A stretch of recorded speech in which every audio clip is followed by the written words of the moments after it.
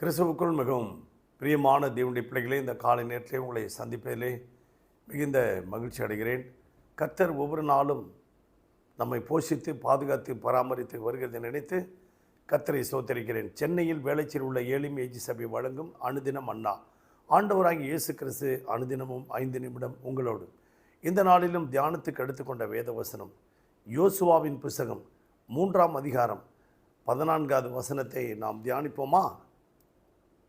ஜனங்கள் யோர்தானை கடந்து போக தங்கள் கூடாரங்களிலிருந்து புறப்பட்டார்கள். ஆசாரியர்கள் உடன்படிக்கை பெட்டியை ஜனங்களுக்கு முன்னே சுமந்து கொண்டு போய் யோர்தான் மட்டும் வந்தார்கள்.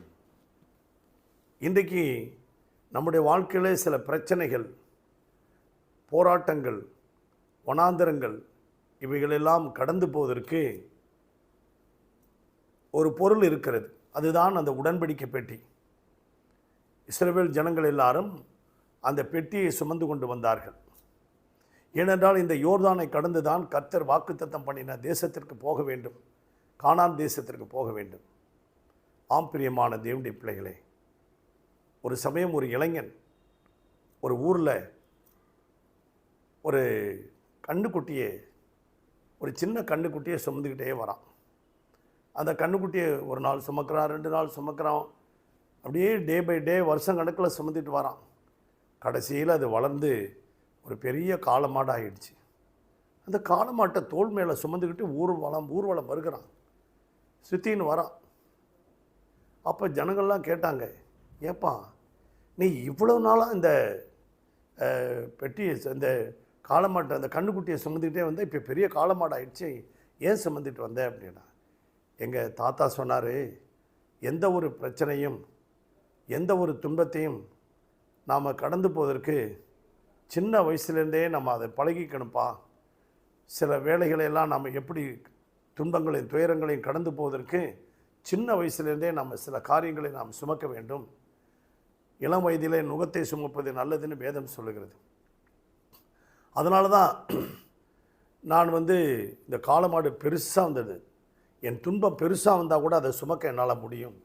பாடுகள், உபத்திரவங்கள், கஷ்டங்கள், என்னுடைய வாழ்க்கையில் வருகிற கடன் பாரங்கள், இவைகளெல்லாம் சுமப்பதற்கு எளிதாக இருக்கும் என்று அவங்க தாத்தா சொல்லி கொடுத்தாங்களாம். அது மாதிரி தான் நம்முடைய வாழ்க்கையில் வானத்தையும் பூமியும் உலகத்தையும் படைத்த கர்த்தர், அருமையான தேவனுடைய பிள்ளைகளே, அந்த உடன்படிக்கை பெட்டிக்குள்ளே என்ன இருந்ததுன்னா, அந்த உடன்படிக்கை பெட்டிக்குள்ளே மன்னா இருந்தது. அந்த உடன்படிக்கை பெட்டிக்குள்ளே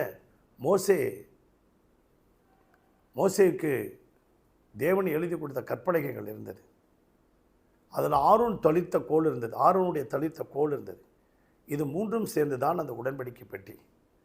அந்த பெட்டியை அவர்கள் சுமந்து கொண்டு வந்தபோதெல்லாம் என்ன ஆசீர்வாதங்கள் வந்ததுன்னு பார்ப்போமா?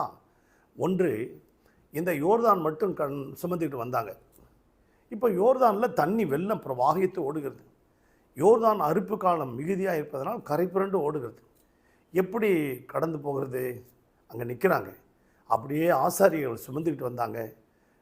அவர்களுடைய கால்கள் யோர்தானில் பட்ட உடனே மேலேருந்து ஓடி வந்த அந்த யோர்தான் தண்ணி அப்படியே பின்னால் போயிடுச்சு. இன்றைக்கு உங்கள் வாழ்க்கையில் உங்களை நோக்கி வந்த உங்களால் கடக்க முடியாத பிரச்சனைகள் இன்றைக்கி அப்படியே ரிவர்ஸில் போகுது.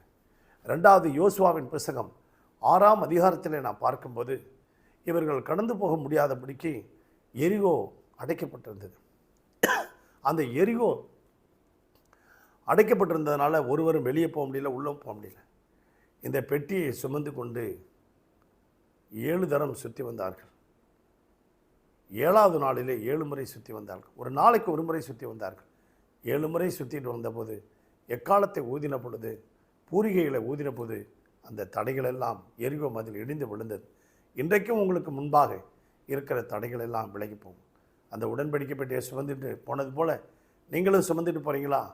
3வதாக சாலமோன் புதிய ஆலயம் கட்டின பிறகு தாவீது போட்டிருந்த அந்த கூடாரத்திலிருந்து பெட்டியை சுமந்து கொண்டு ஆலயத்துக்கு வந்தார்கள்.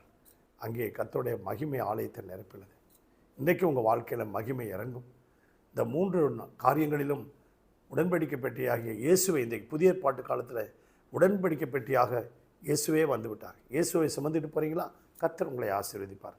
பரலோக பிதாவே, இந்த சத்தத்தை கேட்டுக்கொண்டிருக்க ஒவ்வொரு குடும்பங்களையும் ஆசீர்வதி. அவருடைய வேலை, வருமானம், தொழில் எல்லாவற்றையும் ஆசீர்வதியும். ஆண்டவரே, இந்த நாளில் அவர்களுக்கு முன்னால் போங்கப்பா. உடைய சமூகம் முன் செல்ல வேண்டுமா ஜெபிக்கிறோம். ஒவ்வொரு குடும்பத்தையும் வேலி எடுத்து பாதுகாத்துக்கொள்ளும். இயேசுவின் நாமத்தில் பிதாவே, ஆமென். God bless you.